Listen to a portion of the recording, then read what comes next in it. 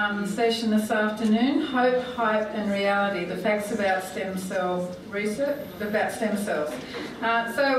We're very lucky today to have Associate Professor Megan Munsie, who's the Head Education for the Ethics, Law and Community Awareness Unit at Stem Cells Australia. Megan's actually come up from Melbourne to be with us today, and it's National Science Week, so it's a big week as well for her to be with us. Yeah, Megan is a scientist who has combined her extensive technical expertise in stem cell science with an interest and understanding of the complex ethical, social and regulatory issues associated with stem cells in research and in the clinic. Associate Professor Munsie advises on scientific strategy and is the key point of contact for Australian and state government agencies on regulatory and policy issues. She also regularly provides advice and information to Australian researchers, academics, politicians, media, patient advocacy groups and community members on stem cell science and associated issues. She's previously been involved in the development and management of scientific programs for Australian division of UK biotechnical company. So Megan today is going to talk about hope, hype and reality, the facts about stem cell research. And we will, once again, Megan will speak for about 30 minutes and then we'll have some time for questions afterwards. Thank you. Welcome, Megan.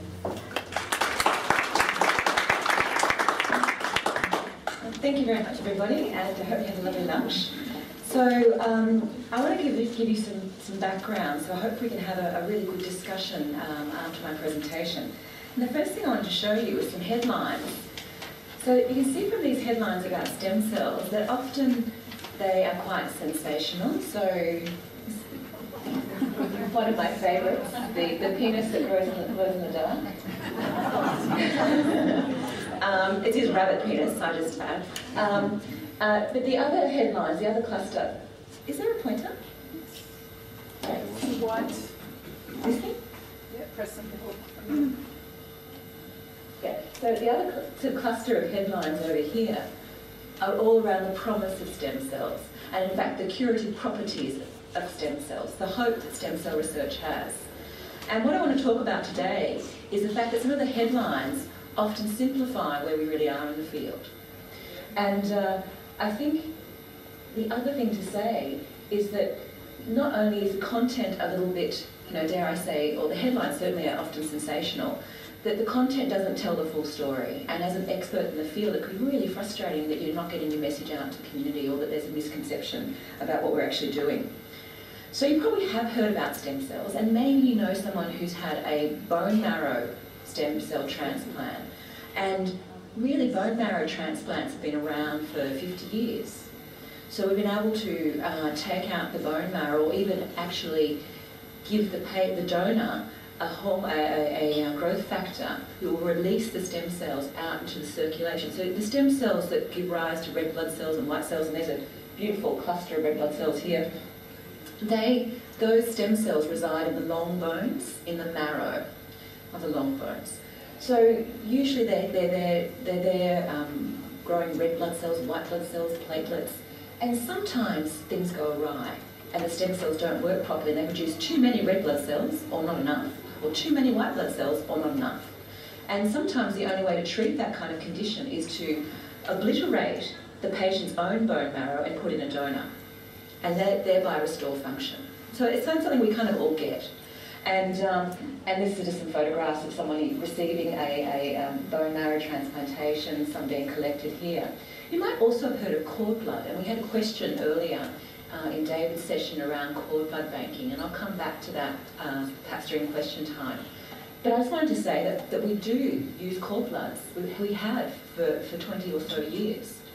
But the uses of bone marrow-derived stem cells and cord blood is really restricted to those diseases of the blood system or in the immune system. So again, when there's too many white blood cells or too few white blood cells, or there's too many red blood cells or white blood cells or platelets, it's those conditions, because we know those stem cells grow into those blood cells. So it's kind of replacing like for like. So do you get that? Kind of, replacing one for the other. So it's a concept we all get. And what's changed really in the last 20 years is that we've started to identify that there's more than one type of stem cells. So I'm going to try to link both our previous speakers' analogies, race cars and fast cars, and gold mining to my talk. But I think that the idea that stem cells are one thing is something I want to the myth I want to break today. There are multiple types of stem cells, just like there are multiple types of cars. We just don't know yet which one is the best one to take you on the journey that's required. So one of the big changes of the last 20 years is that we've been able to recognise that there are actually stem cells in a lot of organs that we don't necessarily think of being regenerative. So we know that you make a lot of red blood cells over the course of a year. We've known that for a long time. We know that we replace our skin all the time. There's stem cells in the skin. But what about in the brain? If you have a brain injury, if you have a heart attack, you don't necessarily expect those organs to regenerate. So therefore the assumption was that there aren't any stem cells there, that once you have that original population of stem cells put down early in life, when the child is growing and developing, you kind of lose that capacity as we age. But actually we do have stem cells, and that's been the big change over the last 20 years. We've been able to identify stem cells in the kidneys, in the heart, in the brain. They're there, they're very rare. What we don't know yet is how to coax them out of hibernation and make them grow. But what a wonderful thing if we could. So it means, what we often refer to as endogenous stem cells, the stem cells that are in us. How can we tease those out? How can we harness the potential of those stem cells? What about other types of stem cells? Have you heard of embryonic stem cells? So these were first discovered in the late 90s, and it really captured the world's imagination, scientists' imagination and doctors, but also the community. And I suppose it captured the community's attention because for the first time you could make stem cells in the laboratory and grow those stem cells into every type of cell. So the body's got about 200 different types of cells in the body, and usually the resident or the endogenous stem cell can only grow into the cells of that organ. So neuronal stem cells grow into more nerves or neurons. Heart stem cells into heart muscle. Skin stem cells into skin. And of course that makes sense because you don't want to grow heart cells on your skin. But with an embryonic stem cell, you can actually coax those stem cells in a laboratory to grow into nerve and heart and kidney and and blood cells, all sorts of different types of cells. So they're called what's called pluripotent stem cells. They have this enormous capacity to grow into multiple different types of cells. So for researchers, what an incredible capacity to be able to harness and manipulate cells in the lab and study your particular cell type of interest. So that was the power for us. And of course, for the community, the idea that we could make replacement cells became not science fiction, but more of a reality. So before I go on, I just wanted to mention where embryonic stem cells come from, because there's often some confusion around terminology here. And of course, I talked about how the great hope and the great possibilities of embryonic stem cells captured people's imagination, but also the fact that they come from embryos concerned a lot of people. And the reason it concerns people is that they come from a particular type of cell in an early embryo. Now here I'm talking about embryos that have been made for infertility treatment, so they've been made in IVF, they've been made outside the body, and they are microscopic. So when we use them in stem cell research, they're only 1 week old, effectively. So that's 1 week after fertilisation. So the egg is inseminated with the sperm, they're kept in the laboratory and grown for a week, and if the embryo is created to treat someone's infertility, and what happens is if there are more embryos than they require, surplus embryos are frozen. So what that means is, and you might have heard of Octomum, yeah? Octomum, fantastic for new idea, very, very bad for neonatal intensive care units and for mothers. Many, many years ago in Australia there was guidelines put in place that no Australian clinic can put back more than 2 embryos because they don't have multiple pregnancies. So what that means is we developed a technique to cryopreserve or freeze the embryos. So a couple can go through infertility treatment And if they're fortunate enough to fall pregnant with their embryos, they can sometimes have some embryos still left over. They have to make a decision what to do with those embryos. They're in liquid nitrogen, they're in suspended animation effectively, but they shouldn't and can't be there forever. You can't keep banking these embryos. So a couple, in the course of their treatment or at the end of their treatment, will have to decide, do they want to discard them? Do they want to donate them to another couple? And since 2002, they can donate them to research. So how big are these cells? They're actually microscopic. This photograph's many, many times enlarged. If you imagine the tip of a pin, they sit on the tip of a pin, just sit on the tip of a pin. They're microscopic. They have about 100 cells. There's no body plan, there's no body morphology. Step down. And in the body, it mimics the stage of development just before they implant into the uterus. So we're talking at a very, very early stage of development. In the laboratory, to get the embryonic stem cells, we have to harvest what's called the inner cell mass, which is a cluster of cells I'm pointing to here. So the total cell number in the embryo is about 100. These cells only make up about 30%, so about 30 cells. We take those cells, place them in culture, and they continue to divide, provided we give them the right signals and nutrients in the media. They continue to divide and divide and divide and stay in this very, very primitive state. If we then change how they're cultured by changing what they're growing on or what factors we add into the culture media, we can direct their fate into nerves or into cartilage or into bone or into heart. So why are they so controversial? It's the fact that you can't get this inner cell mass out without destroying the embryo. So it's destructive embryo research. But I want you to be very clear that the only embryos that are used in research in Australia are those that would otherwise be thrown out. So going back to how they're made, you can only make embryos if you have the intent to try to form a pregnancy initially. So they're only made, if you like, from the excess embryos from IVF. So embryonic stem cells really changed what we can do in the lab. And I'm going to give you an example shortly. But there's a new kid on the block. There's a new type of car, back to that analogy, and the new type of car is called an induced pluripotent stem cell. So these were first made by Japanese scientists in 2007. And they've made stem cells by taking a scraping of skin, changing the type of genes that are being expressed.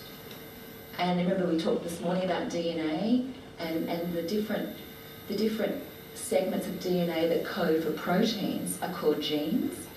And if you just change 4 genes in the nucleus of what's called a somatic cell or a skin cell, you can make it turn into a stem cell. It's not quite that simple. It's actually quite rare to filter and go back to the gold analogy. You have to do it many, many times to get a successful integration. But once you do, you can grow the cells in the laboratory and they have many of the same properties as embryonic stem cells. But the great advantage of them is that you can make the stem cells from a patient. So it means that you can take a patient with a known condition and then you can study their cells in the laboratory. So I'll give you some more a specific example in MMD in a moment on that. But a really powerful technology. And this is really changing how we can understand and learn about disease. So this slide's just up there to remind me to say that we hear so much about the therapeutic potential of stem cells, whether they be embryonic or cord or fetal or from the adult. We talk so much about this. What we often miss in that discussion is talking about the great contribution stem cells are providing for science to learn, and for scientists to learn more about disease and normal development. And from that knowledge, I mean, Ian talked about it in his presentation, the serendipity of science. We have to try to understand and follow down, investigate reasonable paths. But the great serendipity of science is that the more knowledge we gain, the more opportunities it raises. And I think David mentioned an example where what we learn perhaps about other neurological conditions may have applicability to MND. So they are, crudely, a research tool for researchers. And one of the ways it can be used is to look at how a disease develops in a dish, in the laboratory. So it's hard. David mentioned how hard it was to follow the loss of motor neurons in people. This allows us to look at how motor neuron disease develops in the culture dish. So a very, very powerful tool, and we can apply that to many other conditions as well. It means that we can start adding factors, potential drug candidates to a dish. And of course that's not all we'll need to do to investigate whether a new disease, a new drug will work, but it certainly gives an indication that might be something promising, and it might speed up the process. So what about M&D? I wanted to put up this schematic just to go back to some of the basics that David spoke about this morning. You can see the yellow motor neuron here, and then there's the blue glial cell. So there is growing interest about the interaction between glial cells and motor neurons. Motor neurons don't just reside in the body by themselves, they are surrounded by these support cells. And this experiment I want to show you that uses stem cells is really trying to investigate the relationship between glial cells and motor neurons. This was done in a mouse model, and what they did is they took embryonic stem cells and made them turn into motor neurons in culture. They then added glial cells, these blue cells, that were either from a normal mouse or a mouse that carried the SOD mutation. Okay, so they did a mixture of experiments. They labelled the motor neuron with the green fluorescent dye, and you can see here if they combined the motor neuron, which glows green, with wild type or normal glial cells, they got a fine growth of motor neurons. However, and I should mention that these glial cells were made from iPS cells, so they took a skin cell from the mouse and they made stem cells. So they took it from a normal mouse and then a mouse from the model. If, however, you combined the green motor neurons with glial cells that were taken from the mutant mouse, from the mouse that carried the SOD gene, then you had a change in morphology. Okay? So for the first time, this was published in 2008, and for the first time this meant that you could start adding factors to see, well, what happens if we add this new drug candidate? Does it change how the glial cells respond? Does it slow down the rate of loss of motor neurons, or does it accelerate them? So can you see it's like a bit of a fishing exercise. So back to the gold panning, it's just another avenue of inquiry, but quite powerful. And I have to say again, motor neurons, to be able to study motor neurons in the laboratory, even by themselves, is a powerful thing. So I wanted to mention the relationship between glial and motor neurons, because I think sometimes it's very simple just to talk about growing the cells in the laboratory as though that's all they need. It's much more complex than, of course. They need to have that cell-cell interaction from their neighbouring cells. But I think this illustrates a very, very powerful tool. And I just wanted to mention that there was a paper that was published in Science Translational Medicine, I think 2 days ago, where a Japanese group have kind of extrapolated from this experiment. They've taken these results and they've used iPS cells from patients with, now forgive me about the acronym for the gene mutation, I think it's TDP. 43. Thank you, Janet. I just knew I'd forget that acronym. But they were looking particularly at that mutation, and they took samples from patients. They made iPS cells.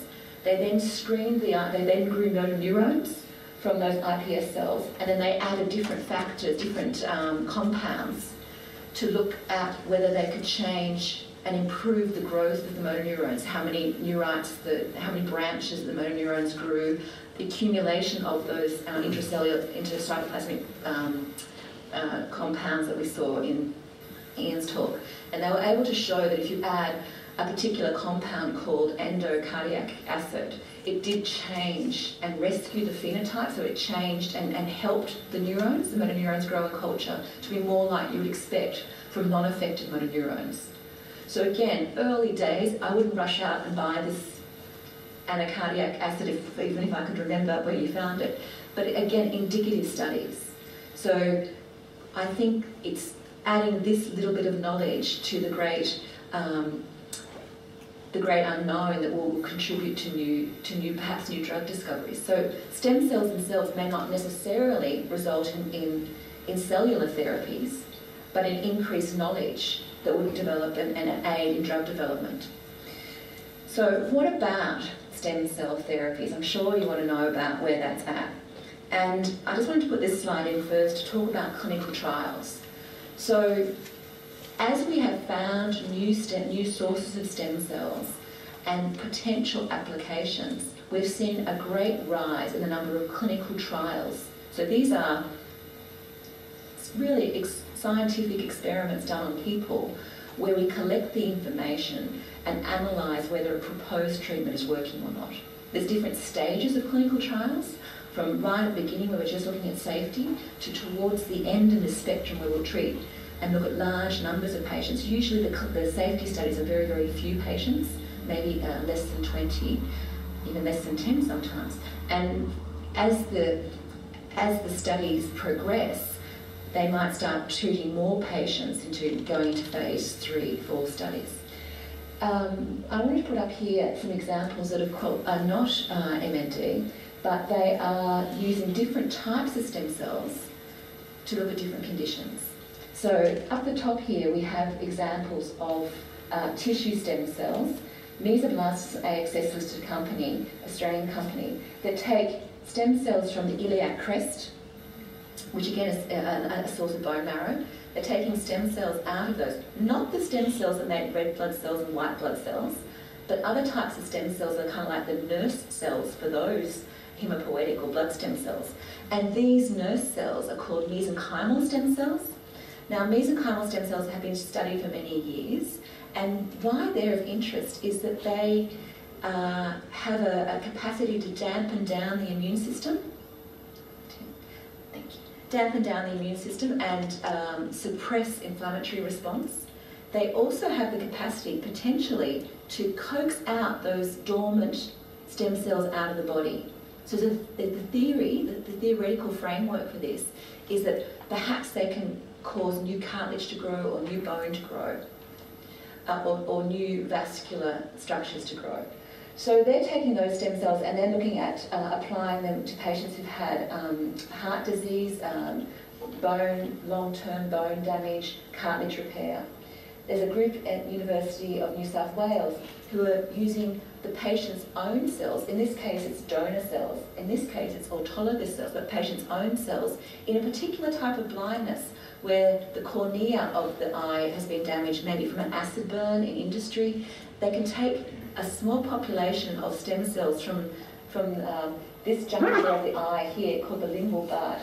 They're able to take those, put them in culture on top of a contact lens. The cells grow out, forming a nice thin film over the contact lens. Then they put the contact lens on the eye. They cut out the damaged area.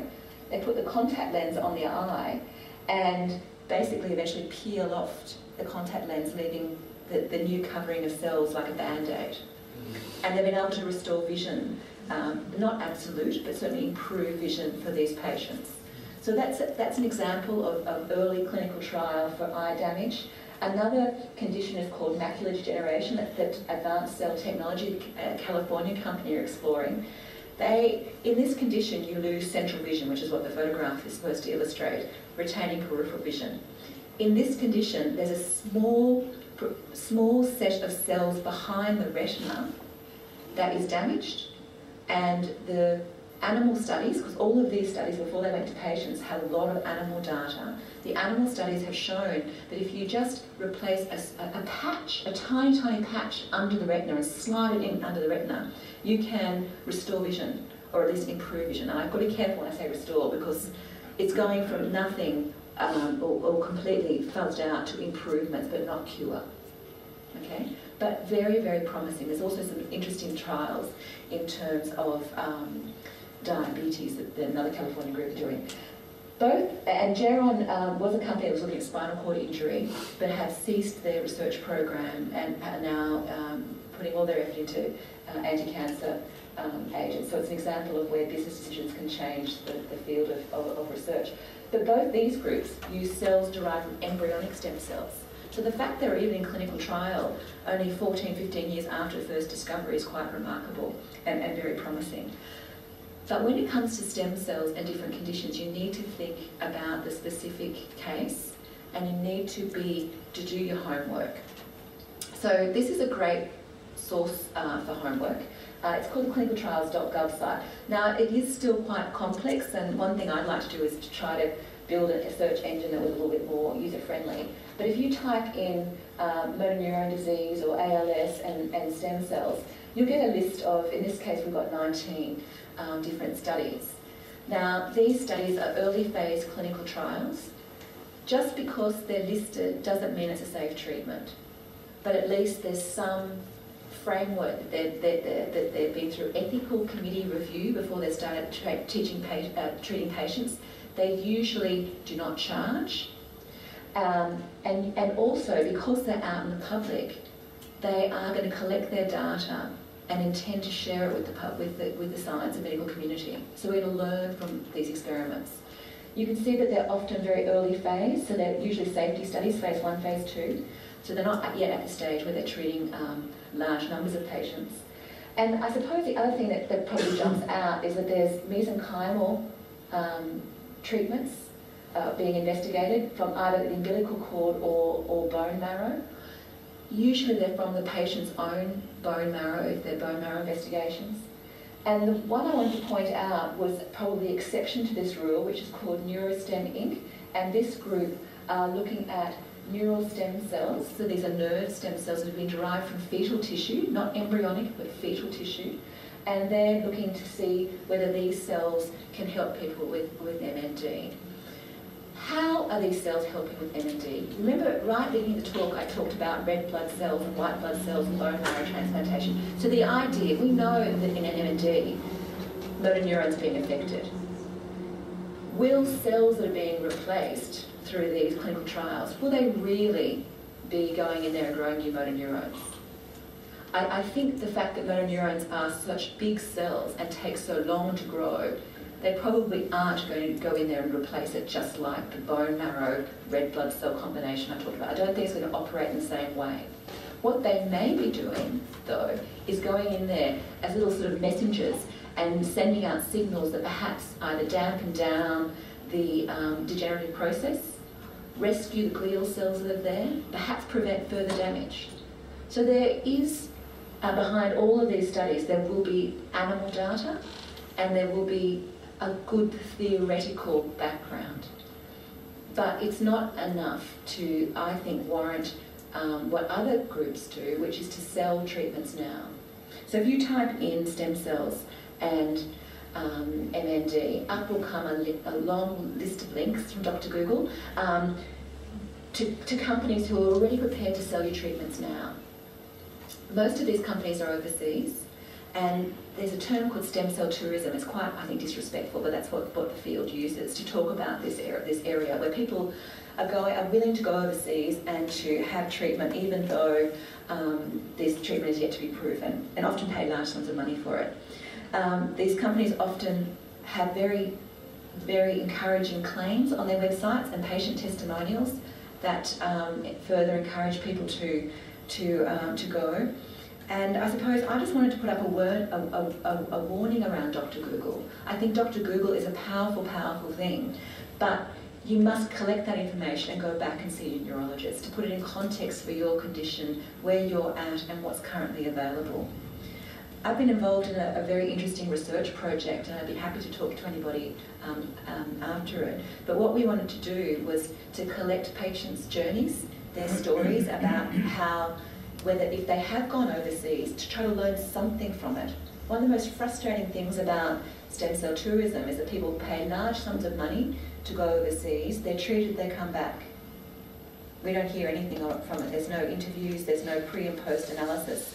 And whilst we can't do any medical investigation in our study, we do want to capture people's journeys.